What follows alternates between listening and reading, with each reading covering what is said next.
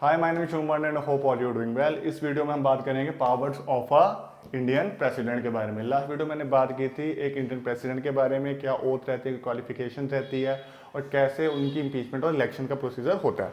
और उसी तरह हम इस वीडियो में भी जो अलग अलग कैटेगरी में इनकी पावर्स होते हैं हमारे प्रेसिडेंट के, जिनको एग्जीक्यूटिव, लेजिस्लेटिव, हमारे मिलिट्री, डिप्लोमेटिक, फिर पार्डन पावर, इमरजेंसी पावर होती है, तो अलग अलग कैटेगरी में जो इंपॉर्टेंट क्वेश्चन बनते हैं वो हम इस वीडियो में देखेंगे। तो स्टार्ट करते हैं।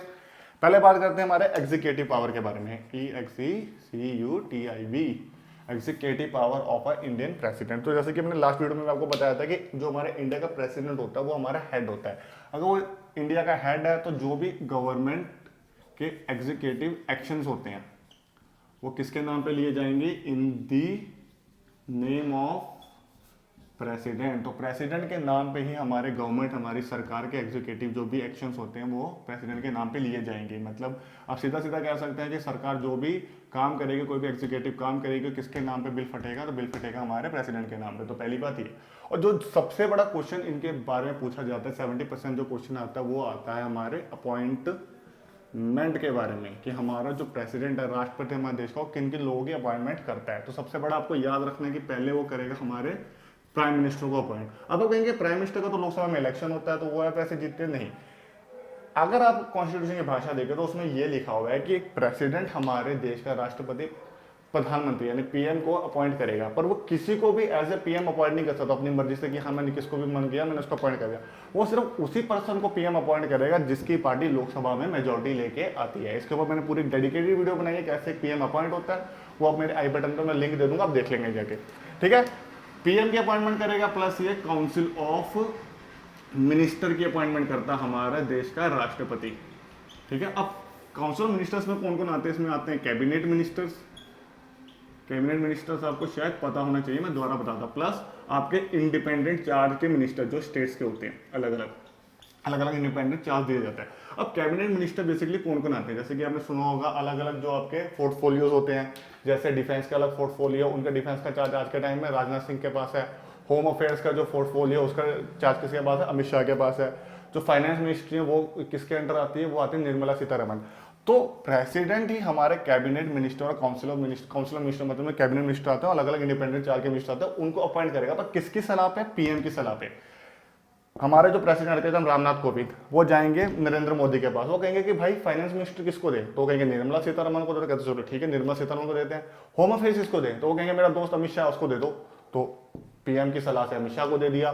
फिर पीएम को पूछेंगे कि भाई ये अपना रेलवे मिनिस्टर किसको देंगे? पीयूष गोयल को दे दो। तो ये ऐसे होता है। प्रेसिडेंट अपॉइंट तो करता है ये सारे मिनिस्टर, काउंसिल मिनिस्टर में कैबिनेट मिनिस्टर भी आ जाते हैं और अलग इंडिपेंडेंट चार्ज के मिनिस्टर भी आते हैं, पर वो किसकी सलाह लेगा? पीएम की सलाह लेगा। ठीक है, क्योंकि पीएम इसको बाद में हेड भी तो करेगा, तो इसलिए पीएम की सलाह लेकर उनसे पूछ के भाई किसको कौन से मिनिस्टर दे, ऐसे अपॉइंट किए जाते हैं। ठीक है, तो इनका आपको वो हो जाएगा, क्लियर हो जाएगा। पीएम को भी अपॉइंट करेगा, पर पीएम ऐसे किसको भी अपॉइंट नहीं कर सकता। वो वही होना चाहिए जो लोकसभा में जिसकी पार्टी मेजोरिटी लेके आई। बीजेपी की पार्टी मेजोरिटी लेके जीत के आई थी लोकसभा में, तो उसी का लीडर कौन आ गया? Narendra Modi as a PM appoint हुआ। उसके बाद इनकी सलाह से प्रेसिडेंट हमारे काउंसिल ऑफ मिनिस्टर को भी अपॉइंट करेगा। ठीक है, आगे आके बात करते हैं।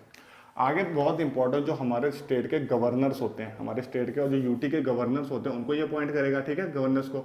उसके बाद सीजीआई, आपको याद मैंने किसी वीडियो में बताया था कि सीजीआई हमारा सीनियर मोस्ट जज होता है हमारे सुप्रीम कोर्ट का, इनको अपॉइंट करेगा। प्लस जजेस ऑफ सुप्रीम कोर्ट एंड जजेस ऑफ हाई कोर्ट, इनको भी अपॉइंट कौन करेगा? हमारा प्रेसिडेंट। तो प्रेसिडेंट साहब गवर्नर्स को अपॉइंट करेंगे स्टेट के, CGI chief justice of India को अपॉइंट करेंगे और जजेस ऑफ सुप्रीम कोर्ट और हाई कोर्ट को भी करेंगे। ठीक है, तो ये सब क्लियर होगा। अब आगे बात करते हैं यहाँ पे अटॉर्नी जनरल ऑफ इंडिया। ये शायद काफी लोगों को पता होगा, शायद काफी लोगों को ये नहीं भी पता होगा कि ये काम करते क्या। अब attorney general of India basically highest law officer होता है। हाईएस्ट लॉ ऑफिसर का कहने का मतलब ये है कि जो भी गवर्नमेंट के जो भी लीगल प्रोसीडिंग होती है, लीगल काम होते हैं गवर्नमेंट के बिहाफ पे, जो उनको रिप्रेजेंट करेगा वो कौन करेगा? हमारा अटॉर्नी जनरल ऑफ इंडिया करेगा। बेसिकली लॉयर होता है। आप कहेंगे कि भाई गवर्नमेंट को भी लॉयर की जरूरत होती है, तो बिल्कुल गवर्नमेंट भी पंगे लेती रहती है, किसी ना किसी से चलता रहता है उनका केस। जैसे आपने बहुत सारे केस अगर आप पढ़ो, लॉ में जाओ पीछे तो उसमें state versus this and that आप पढ़ोगे, तो गवर्नमेंट के बिहाफ पे जो केस लड़ेगा, गवर्नमेंट के जो प्रोसीडिंग्स, लॉ प्रोसीडिंग्स को प्रोसीड करेगा, वो करेगा अटॉर्नी जनरल ऑफ इंडिया। तो इनको भी अपॉइंट कौन करते हैं? हमारे प्रेसिडेंट करते हैं। ठीक है, उसके बाद बात करते हैं हमारे कैग की। कैग आपने सुना होगा, कंट्रोलर एंड ऑडिटर जनरल। आ जाइए जल्दी से। अब controller and auditor general CAG, ठीक है, कंट्रोलर एंड ऑडिटर जनरल से लिख देता हूं मैं, controller and auditor journal of India, controller auditor general. अब ये कंट्रोलर और ऑडिटर जनरल होता है, बेसिकली ये फंक्शन क्या करता है, ये बेसिकली मैं नाम देख रहा हूँ ऑडिट। ऑडिट का मतलब होता है चेक करना, ठीक है, गवर्नमेंट के जो भी वो होंगे अकाउंट्स होंगे, ये उनको चेक करेगा कि आपका खर्चा इतना हुआ, इतना आपने यहाँ पे घोटाला हुआ है, तो गवर्नमेंट के जो भी घोटाले होंगे, कहाँ कहाँ पे पैसा लगा है, क्या क्या चीजें हुई है, वो सारी रिपोर्ट ये कैग सबमिट करेगा हमारे प्रेसिडेंट को, इसलिए प्रेसिडेंट को अपॉइंट करेगा। बस आप सिंपल से समझिए, प्रेसिडेंट एक controller and auditor general appoint कर रहा है, वो गवर्नमेंट के जो जो से खाते हैं, अलग अलग अकाउंट्स वगैरह को चेक कर रहा है, कहाँ पे घोटाला हुआ, कहाँ पे क्या हुआ, कहाँ पे स्कैम्स वगैरह हुए हैं, वो सारे ये देख के किसको सबमिट करेगा, प्रेसिडेंट को सबमिट करेगा। प्रेसिडेंट फिर निगरानी रखेगा कि कहाँ कहाँ पे घोटाला हुआ है, ठीक है। तो ये आपको याद रखना है कि कैग को भी अपॉइंट कौन करता है, हमारा कंट्रोलर एंड ऑडिटर जनरल को अपॉइंट करने वाला हमारा प्रेसिडेंट ही होता है, और इसका काम होता है जो भी गवर्नमेंट के अकाउंट्स होते हैं उसको ऑडिट करना, उसको चेक करना, ठीक है। अब उसके बाद बात करते हैं जो आपका एक होता है इलेक्शन कमीशन। इलेक्शन कमीशन पता है ना, इलेक्शन कमीशन जो हमारे देश में इलेक्शन कराता है, इसका इलेक्शन कमिश्नर, ठीक है, उसको अपॉइंट प्रेसिडेंट करेगा। फिर यूपीएससी जो पेपर देते हैं ना आप, आईपीएस आईएएस आईपीएस का, यूनियन पब्लिक सर्विस कमीशन, इसका भी मेंबर्स को प्रेसिडेंट अपॉइंट करेगा। उसके बाद हमारा होता है national commission, national commission for ST and SC, इसको भी अपॉइंट कौन करेगा, प्रेसिडेंट अपॉइंट करेगा, ठीक है। उसके बाद होता है फाइनेंस कमीशन, फाइनेंस कमीशन, इसको जो अपॉइंट करने वाला होगा वो हमारा प्रेसिडेंट होगा, वो फाइनेंस कमीशन समझना पड़ेगा। जो ये फाइनेंस कमीशन होता है, ये काम क्या करता है, बेसिकली जो आपको पता है हमारे सरकार के पास जो पैसा आता है वो टैक्स के तौर पे आता है, और फाइनेंस कमीशन ये देखेगा भाई टैक्स का पैसा स्टेट में कितना बांटना है और सेंटर के पास कितना रखना है। तो distribution of taxes between the states and centre are undertaken by the finance commission, जो हर 5 साल बाद बनती है, ठीक है, एवरी 5 ईयर्स के बाद। इसको भी अपॉइंट कौन करेंगे, हमारे प्रेसिडेंट साफ करेंगे। तो मैं ख्याल से अपॉइंटमेंट आपको क्लियर होगा, ठीक है। तो ये सारे आपको याद रखनी है। इलेक्शन कमीशन जो हमारे देश में इलेक्शन कराती है, UPSC union public service commission, ये national commission for ST and SC, for women, for schedule caste, for वो शेड्यूल ट्राइब, ठीक है। तो ये सारे देखता है फाइनेंस कमीशन जो हमारे देश में ये देखता है टैक्स को कैसे डिस्ट्रीब्यूट करना between centre and the state, are appointed by the president. तो यहाँ पे इनका एग्जीक्यूटिव फंक्शन खत्म होता है, ठीक है। अब बात करते हैं यहाँ पे हम लेजिस्लेटिव फंक्शन के बारे में। लेजिस्लेटिव मतलब कानून से जुड़ी हुई, एग्जीक्यूटिव का मतलब कार्यपालिका वाली, लेजिस्लेटिव, ठीक है भाई साहब। अब आ जाओ लेजिस्लेटिव के ऊपर। अब लेजिस्लेटिव के आगे हम देखते हैं चीजें क्या होती है। लेजिस्लेटिव में जैसे कि आपको पता है जो हमारी लोकसभा होती है, जिसको लोअर हाउस कहा जाता है, उसमें लोगों को सम्मन करना, लोकसभा को प्रोरोग करना, उसके बाद इसको डिसॉल्व करना, ठीक है। ये सारा जो पावर होती है हमारे प्रेसिडेंट के पास, समन करना, बुलाना, प्रोरोग करना, डिसॉल्व करना, रद्द करना, सारी पावर किसके पास होती है, हमारे प्रेसिडेंट के पास होती है, ठीक है। उसके बाद आगे देखिए, उसके बाद होते हैं हमारे ज्वाइंट सेशन बुलाने की पावर। अब ज्वाइंट सेशन क्या होता है, काफी लोगों को पता होगा, काफी लोगों को फिर से नहीं पता होगा। ज्वाइंट सेशन का मतलब होता है कि भाई आपने लोकसभा और प्लस राज्यसभा को एक ही जगह पे बुला लिया। अब ये कब बुलाया जाता है, ये बुलाया जाता है डेडलॉक की सिचुएशन में। आपको पता हमारी 2 हाउसेज हैं, लोकसभा एंड राज्यसभा, यहाँ पे बिल पास होते हैं, अलग अलग तरह के बिल होते हैं, money bill, financial bill, constitution amendment bill. अब ये क्या होता है कि भाई इनमें रजामंदी नहीं होती आपस में कि कोई हाँ कर रहा है कोई ना कर रहा है, ऐसे ऐसे करके। तो प्रेसिडेंट क्या करता है भाई, एक ज्वाइंट सेशन बुलाता है, सारे लोगों की जगह इकट्ठा कर देता है, ठीक है। इकट्ठा करने के बाद उनसे पूछ लेता है क्या प्रॉब्लम आ गई, क्या चीजें है कि नहीं थी। तो ये आपको याद रखना है कि दूसरी पावर इसकी हमने जो लेजिस्लेटिव में बात की, ज्वाइंट सेशन बुलाने की, दोनों हाउस को एक साथ इकट्ठा करके बुला सकता है हमारा प्रेसिडेंट, ठीक है। तो ये ज्वाइंट सेशन बुलाने की पावर होगी। प्लस उसके बाद एक और ये पावर है कि जब भी कोई नई लोकसभा चुन के आती है, नई लोकसभा इलेक्ट होके आती है, तो उसकी फर्स्ट आपकी मीटिंग होती है, फर्स्ट सेशन या मीटिंग ही कह लो, फर्स्ट जो डे होता है उसको एड्रेस करने की पावर होती है हमारे प्रेसिडेंट के पास। आपको ये भी पता होना चाहिए कि हमारा जो प्रेसिडेंट है वो किसी भी हाउस में नहीं बैठता है, ना लोकसभा ना राज्यसभा में। पर जो हमारा वाइस प्रेसिडेंट है वो हमारे राज्यसभा का एक्स ऑफिशियो चेयरमैन होता है, और जो हमारा जो लोकसभा, सॉरी मैंने उल्टा नहीं कह रही हो, हमारा जो वाइस प्रेसिडेंट है वो राज्यसभा का एक्स ऑफिशियो चेयरमैन होता है। लोकसभा का कौन होता है, ओम बिरला जी हैं हमारे, वो स्पीकर ऑफ द लोकसभा है, ठीक है। और ये भी याद रख लेना, ज्वाइंट सेशन जब बुलाई जाती है लोकसभा राज्यसभा की, जिसको कौन बुलाता है, हमारा प्रेसिडेंट बुलाता है, जो मैंने को पावर बताई है। इसको जो एड्रेस करता है, जो यहाँ पे सिटिंग जो इसको देखता है, वो हमारे लोकसभा का मेंबर, मतलब लोकसभा का वो करता है, स्पीकर करता है, ठीक है। जो आज के टाइम में कौन है, हमारे ओम बिरला जी, ठीक है, याद रखना, ये करंट की न्यूज है। ठीक है, ओम बिरला जी आज के टाइम में ये इसको एड्रेस करते हैं, मतलब इसको जो ऊपर बैठ के होते हैं जो कहते हैं कि आप बाप बोलिए, जिसकी कोई जल्दी सुनता नहीं है, वो इनको एड्रेस करते हैं। तो मैं क्या समझ गए होंगे। उसके बाद मैं आपको थर्ड में ये बताया था कि जो लोकसभा जो नई इलेक्ट हो गए तो उसके पहले जो मतलब पहले जो दिन होता है उसको एड्रेस करने का हमारा पावर किसके बाद होता है, प्रेसिडेंट को होते हैं। पहले दिन आके बस बोल के चले जाते हैं, फिर उसके बाद तो वही कहानी चल रही होती है, एक दूसरे को कुर्सी फेंक रहे होते हैं। ठीक है, ये चीज़ समझ गए होंगे यहाँ तक। अब यहाँ पर उसको मिटोगे, आगे हम जो जरूरी बात कर लेते हैं जो बहुत जरूरी है लेजिस्लेटिव में। आपको पता है कि ये जनरली आपको पता ही होगा हमारे देश में कानून बनने की प्रक्रिया क्या होती है। हमारे पास जो 2 हाउस है, लोकसभा प्लस राज्यसभा, इनके पास बिल जाता है पहले एक हाउस से, फिर दूसरे हाउस में पास होकर फिर दूसरे हाउस से पास होने के बाद हमारे किसके पास जाता है, प्रेसिडेंट के पास जाता है। इसलिए हमारे अगर पार्लियामेंट को बनाया जाता है तो ये कहा जाता है पार्लियामेंट के 3 पार्ट हैं। ठीक है, एक लोकसभा है, एक राज्यसभा। लोकसभा जिसको लोअर हाउस का तरह अपर हाउस कहा जाता है, और तीसरे हमारे प्रेसिडेंट है, क्योंकि इन दोनों के पास अगर बिल पास होता है तो इनके पास ही जाता है, प्रेसिडेंट के पास। अब प्रेसिडेंट के यहाँ पे 3 फंक्शन है, 3 एक तरह से रोल चीजें कर लीजिए।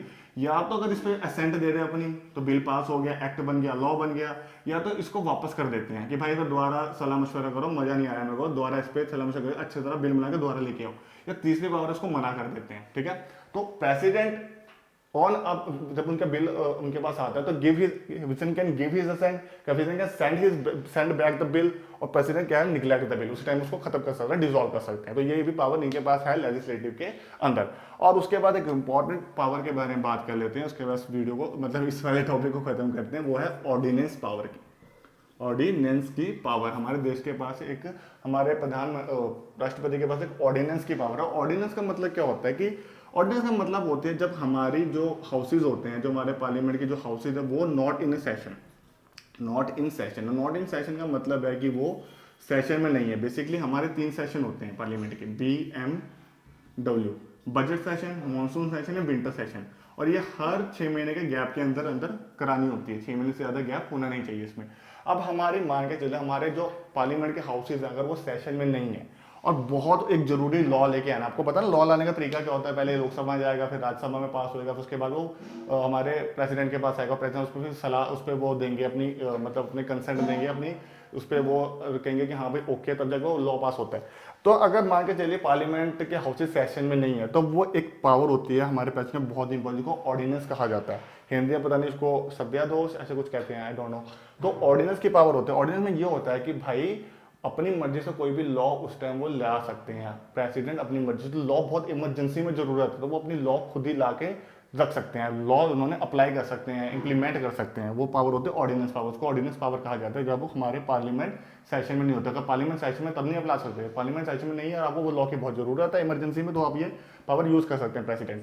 और उसमें क्या होता है कि आप कोई भी एक लॉ लेके आए, वो आपका जनरली उसका जो टाइम पीरियड होता है वो होता है 6 मंथ होता है उसका टाइम पीरियड, 6 मंथ उसका टाइम पीरियड है। उसके बाद जब भी कोई पार्लियामेंट सेशन में आती है तो उसके बाद 6 वीक का टाइम होता है कि 6 वीक के अंदर उस पर आप उसको आगे ही उसके टेन्योर यानी उसके जो पीरियड है उसको बढ़ा सकते हैं, उसको उससे ही खत्म कर सकते हैं। तो अगर उस 6 वीक के अंदर नहीं गए तो वो अपने आप खत्म हो जाता है। तो ये चीज पावर होती है हमारे प्रेसिडेंट की लेजिस्लेटिव के अंदर। तो ये अब तो समझ गए होंगे आई गेस। अब बात करते हैं हम मिलिट्री पावर की जल्दी से, ठीक है, खत्म कर देते इस वीडियो में। कहते पूरी नहीं हो पाएगी, लंबी वीडियो आ जाएगी, तो इसमें आधी कराता हूँ, आधी मैं अगली वीडियो में करा दूंगा। तो मिलिट्री पावर की बात करते हैं, जैसे कि आपको पता है हमारे देश में 3 हमारी सेनाएं हैं मिलिट्री के अंदर आते हैं। सबसे पहले एयरफोर्स जिसको वायुसेना कहा जाता है, उसके बाद आर्मी जिसको थल सेना कहा जाता है, एंड देन हमारी नेवी जिसको जल सेना कहा जाता है। ठीक है, तो इसके जो सुप्रीम कमांडर होते हैं, supreme commander in the sense इनके अपने अपने भी हेड होते ही हैं। ठीक है, इनका इसमें एडमिरल कहा जाता है, इसमें आपके वो कहा जाता है, इसमें चीफ मार्शल कहा जाता है, आर्मी में आपके क्या कहा जाता है मैं भूल रहा हूँ थोड़ा सा। ठीक है, तो इनके जो सुप्रीम कमांडर होते हैं हमारे देश के आर्म्ड फोर्सेस के, supreme commander of Indian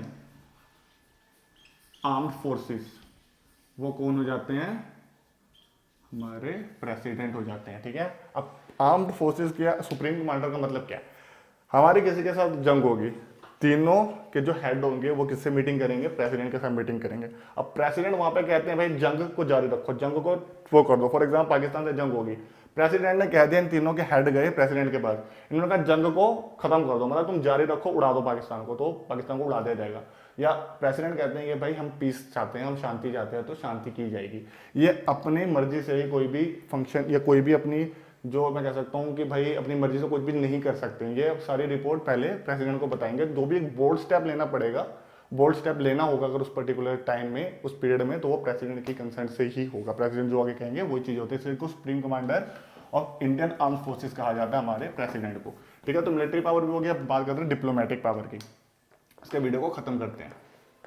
diplomatic power की, ठीक है। अब डिप्लोमेटिक पावर में बेसिकली ये होता है, डिप्लोमेटिक में आप समझ रहे होंगे कि इंडिया के बिहाफ पे अगर कोई भी फॉरेन फॉर्म्स में जाना है या फॉरेन किसी एग्रीमेंट या फॉरेन किसी मीटिंग में जाना है, तो वो कौन जाते हैं, हमारे प्रेसिडेंट जाते हैं। ठीक है, प्रेसिडेंट जाएंगे हमारे फॉरेन, ये फॉरेन FOREIGN फॉरेन फॉरम्स या फॉरेन मीटिंग्स में। ठीक है, तो हमारे प्रेसिडेंट जाएंगे, पहली चीज ये। दूसरा, कोई भी आपके जो फॉरेन से एम्बेसडर आ रहे हैं, फॉरेन एम्बेसडर, फॉरेन से एम्बेसडर आ रहा है या फॉरेन से कोई डेलीगेट आ रहा है, डेलीगेट कोई बात करके डेलीगेट आ रहा है, तो इनको जो रिसीव करने का काम होएगा वो हमारे प्रेसिडेंट का हो जाएगा। फॉरेन से कोई डेलीगेट आ रहा है, एम्बेसडर आ रहा है, उनको रिसीव करने का काम हो रहा होगा, यानी इंडिया को रिप्रेजेंट, हमारे पूरे देश को, हमारे देश को जो रिप्रेजेंट करेगा, हमारे देश के बिहाफ पे कौन करेगा, वो करेगा प्रेसिडेंट करेगा। उनको रिसीव करने का भी और अपने आप को बाहर की कंट्री के फॉरेनर्स में प्रेजेंट करने का भी काम कौन करेगा, हमारा प्रेसिडेंट ही करेगा। तो यहाँ पे हम ख्याल से वीडियो एंड करते हैं। तो अगली वीडियो में फाइनेंशियल पावर, इमरजेंसी पावर को हम डिस्कस करेंगे अगली वीडियो में। Thank you very much.